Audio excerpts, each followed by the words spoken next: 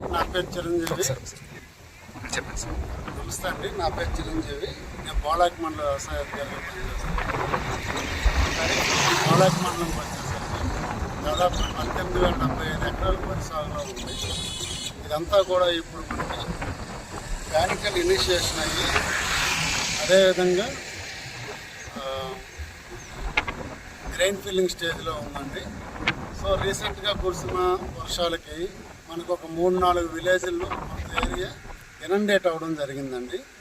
అయితే ఎక్కడ లాడ్జింగ్ అయితే ఎక్కడ జరగలేదు. ఈ ఇనండేషన్ అయిన ఏరియాల్లో దాదాపుగా 150 నుంచి 120 ఎకరాల వరకు ఉంది. వీటిలో కూడా మనకి ఒక 2 రోజుల్లో ఈ వాటర్ కూడా మొత్తం రిసీట్ అయ్యే పరిస్థితి ఉందండి. దాదాపుగా మనకి పెద్దగా నష్టం వాటిల్లకుండానే ఈసారి మనం బయటపడగలిగాము. ప్రస్తుతానికైతే క్రాప్ హెల్దీగా ఉందండి.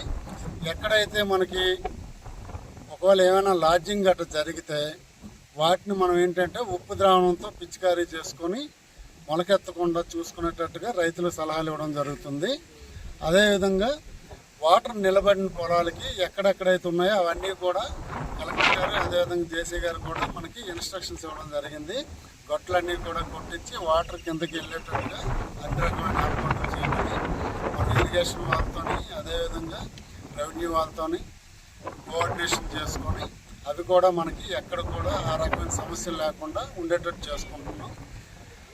ఈ విధంగా చూసుకుంటే ఈ మోతా తుఫాన్లో మనకి పోలాకి మండలంలో చాలా వరకు నష్టం జరగకుండా బయటపడగలిగాము.